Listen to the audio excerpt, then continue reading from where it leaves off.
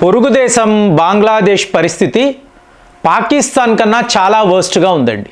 అంటే చూడండి 1971 నుంచి కూడా వాళ్ళని ఒక ఫ్రెండ్లీ కంట్రీగా చూసాం. ఒక జూనియర్ పార్ట్నర్గా మీరు బాగా ఎదగండి, జీడిపిలో రెవెన్యూస్లో ఒక స్టేజ్లో మీరు చూసారనుకోండి, టెక్స్టైల్ రంగంలో భారత్కి పోటీగా బంగ్లాదేశ్ నిలబడింది. అంటే పాకిస్తాన్ అనబడే దేశము వీళ్ళతో కంపేర్ చేసే పరిస్థితి కూడా లేదు. బంగ్లాదేశ్ ఆ లెవెల్లో మెల్లమెల్లగా అంచెలంచెలుగా షేక్ హసీనా భారత్కి మధ్య మంచి ఫ్రెండ్షిప్. సడన్గా ఇప్పుడు చూసారనుకోండి, ఎటు చూసినా కూడా మీకు వైలెన్స్. తెల్లారితే ఎక్కడో అక్కడ ఒక బస్సుని తగలబెట్టేయడం, ఒక కార్ని ధ్వంసము చేయడం. మొన్నటికి మొన్న వ్యవహారం ఎంతలా అయిపోయింది అంటే ఇండియన్ ఎంబసీ మీద వీళ్ళు దాడులు చేశారు.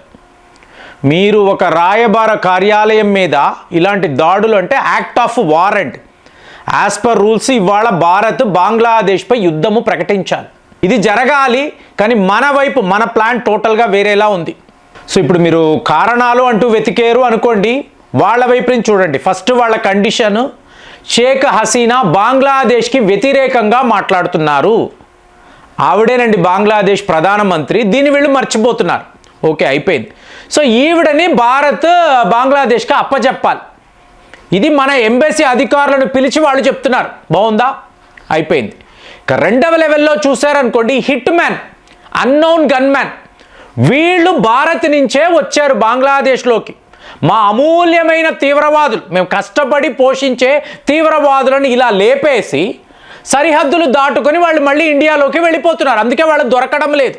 ఇది రెండవది. ఇక మూడవ విషయము, అల్ జజీరా అనబడే ఒక పత్రిక. దీని గురించి మాట్లాడాం. ఇప్పుడు Israel defence forces al Jazeera జర్నలిస్ట్ని కాల్చి చంపేశారు. యావత్ ఇంటర్నేషనల్ మీడియా ఏంటి, అతను ఒక విలేకరి కదా, జర్నలిస్ట్ కదా, ఇతన్ని ఇలా చేయడం ఏంటంటే వీడు కూడా తీవ్రవాదియే, ఇజ్రాయెల్కి వ్యతిరేకంగా రాస్తున్నాడు. సో ప్రపంచం ఒప్పుకోదు. కానీ ఇవాళ మీరు చూసారో అనుకోండి, ఒక ఇద్దరి ఫోటోలు పెట్టి, వీడు అల్ జజీరా ఎడిటర్ ఇద్దరు ఫోటోలు పెట్టి, వీళ్ళే అన్నోన్ గన్మెన్, వీళ్ళే ఇలా పలానా పలానా, వాడు ఏంటి ఆ ఉస్మాన్ హడీ, ఇతనిని వీళ్ళే వేసేశారు, వీళ్ళు భారత్కి చెందిన వాళ్ళు, వీళ్ళు భారత్ వెళుతున్నప్పుడు మేము చూసాము అని చెప్పి ఒక తప్పుడు, వీడు మొత్తము మీకు ఫేక్ వార్తలే రాస్తాడు. సో ఇదంతా చూసిన భారత్ ఏం చేసింది అంటే ఇవాళ యాజ్ ఇట్ ఈస్ ఈ వీడియో మాట్లాడుతున్న టైంలో మీకు పాకిస్తాన్ కన్నా బంగ్లాదేశ్ మీదే ఫోకస్ ఎక్కువైందండి. 85 బార్డర్ సెక్యూరిటీ ఫోర్సెస్ యొక్క డివిజన్స్ ఇవాళ మనం స్టార్ట్ చేసేసాం. అంటే రేపు బంగ్లాదేశ్ మీకు అనిపిస్తుంది ఏమండి, చిన్న దేశము, వీడితో మనకి ఏంటంటే ఇది ఒట్టి బంగ్లాదేశ్ కాదు కదండి. పాకిస్తాన్ బంగ్లాదేశ్ కలిసిపోయారు, బంగ్లాదేశ్ చైనా కలిసిపోయింది, వీళ్ళందరినీ ఆడిస్తున్న అమెరికా, CIA ఏజెంట్స్. సో ఇది ఒక మేజర్ ప్లానింగ్ లాగా వాళ్ళు అనుకుంటున్నారు. కానీ మనం ఏమైనా తక్కువ తిన్నామా? మనం ఏం చెయ్యాలో మనకి బాగా తెలుసు. అజిత్ దోవల్ గారు వాళ్ళ నేషనల్ సెక్యూరిటీ అడ్వైజర్ని పిలిచి ఏం చెప్పాడు. సో ఇవాళ వరుసగా బంగ్లాదేశ్లో ఈ తీవ్రవాదులు ఒకడి తర్వాత ఒకడు ఏకంగా 40 మంది ఇవాళ వరకు స్వర్గప్రాప్తిని పొందారు. మరి యుద్ధ వీరులు కదా, స్వర్గానికి వెళతాను వాళ్ళు నమ్ముతారు కదా, జన్నత్ వెళ్ళిపోయారు. సో మనము ఏం చెయ్యాలి అనేది మనకు క్లియర్గా తెలుసు. కానీ ఇక్కడ మీరు చూడాల్సింది ఒకటి, మీకు రా ఏజెంట్లు ఆపరేట్ చేసే విధానము, రెండవది భారత ప్రభుత్వం అంటే ఇండియన్ ఆర్మీ. సో ఇప్పుడు పర్వా అనబడే ఒక ప్రాంతం, మిజోరంలో ఉండే పర్వాలు, మనము 4వ మిలిటరీ బేస్ను ఏర్పాటు చేస్తున్నాం. మీరు వార్తలు వింటున్నారో లేదో, ఈ 7 రాష్ట్రాలు ఉంటాయి చూసారా, నార్త్ ఈస్ట్, వీళ్ళందరూ ఇవాళ కలిసిపోయి బంగ్లాదేశ్కి మేము బుద్ధి చెప్తాము, సైన్యాన్ని పంపించండి. సో ఇప్పుడు ఇండియన్ ఆర్మీ బంగ్లాదేశ్లోకి వెళుతుందా లేదా, రంగ్పూర్ డివిజన్ అంటారు. ఈ రంగ్పూర్ డివిజన్ వద్ద ఇవాళ మనం ఎంత యాక్టివ్గా ఉన్నామంటే 1971లో పాకిస్తాన్తో ఏదైతే చేసామో, బంగ్లాదేశ్ని ఎలా విడిపించామో, బంగ్లాదేశ్ నుంచి ఈ రంగ్పూర్ డివిజన్ అలాగే చిట్టగాంగ్ వీటిని విడిపించాలి అని చెప్పి ఇండియన్ మిలిటరీ ఇవాళ సిద్ధముగా ఉన్నట్టు వార్తలు. అంటే భారత్ నుంచి పాకిస్తాన్ నుంచి బంగ్లాదేశ్, ఇవాళ బంగ్లాదేశ్ నుంచి రంగ్పూర్ చిట్టగాంగ్. సో ఇలా విడిపోయే అనుకోండి, పరిస్థితి ఏంటి? ఆల్రెడీ పాకిస్తాన్ విషయంలో మాట్లాడుతున్నాం కదా. బలూచిస్తాన్ నిన్న కూడా మా టోటల్ సపోర్టు మోదీకే ఉంది, భారత్ వైపే మేము ఉన్నాం, మీరు ఎలా చెప్తే అలా మేము చెయ్యగలము. ఎక్కడ? బలూచిస్తాన్. ఇంకొక వైపు కేపీ అంటే తాలిబాన్, ఆఫ్ఘనిస్తాన్, వాళ్ళు ఇదే మాట్లాడుతున్నారు. ఇదే ప్లాన్, ఇదే స్ట్రాటజీని ఇవాళ మనము బంగ్లాదేశ్ వైపు కూడా ఎగ్జిక్యూట్ చేయబోతున్నాం. సో మనము వాళ్ళ ఎంబసీ నుంచి వాళ్ళ అధికారిని పిలిచి ఇదే చెప్పాం, నువ్వు ఫ్రీ అండ్ ఫెయిర్ ఎలక్షన్స్ నిర్వహించు, పాకిస్తాన్లోలా కాదు. ఇది చెయ్యగలిగితే మేము ఏం చెయ్యాలనేది ఆలోచిస్తాం. అలాగే ఈ తీవ్రవాదులు, పాకిస్తాన్ నుంచి వస్తున్న తీవ్రవాదులు, వీళ్ళని మీరు కట్టడి చెయ్యలేకపోతే మా ఎంబసీ మీద రాయి అనేది పడింది అనుకో, మేము ఇమీడియట్గా నీ మీద యుద్ధము ప్రకటించగలం. మేము ఒకవేళ అలా చేస్తే నీ చుట్టుపక్కల కుదిరితే అమెరికా వాడి శాటిలైట్ వాడు చూడు, నీ బంగ్లాదేశ్ ఎక్కడ ఉంది, ఇండియన్ మిలిటరీ యాక్షన్ ఎలా ఉంది, నీ చుట్టూర్తా ఏం జరుగుతుంది ఒక్కసారి గమనించు. కుదిరితే పాకిస్తాన్ వాడిని అడుగు, ఆపరేషన్ సింధూర్లో ఏం జరిగింది. సో ఏ స్థాయిలో మా దాడులు ఉంటాయి. ఇవాళ నెక్స్ట్ టార్గెట్ నువ్వే.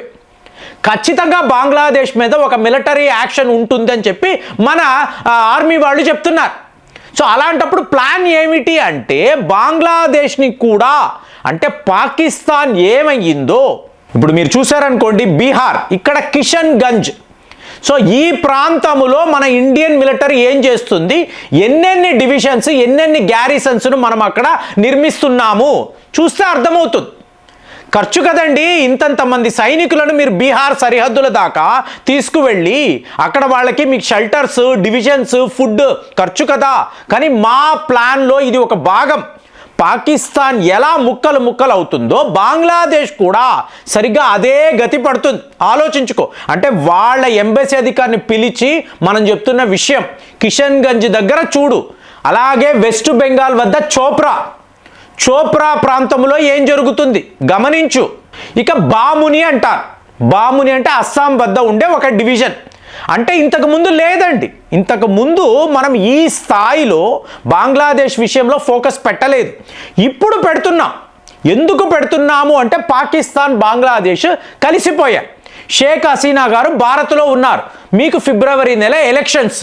సో ఈ కాంటెక్స్ట్లో విపరీతమైన హింస అండి. బంగ్లాదేశ్లో తెల్లారితే మీకు ఎక్కడ పడితే అక్కడ వైలెన్స్.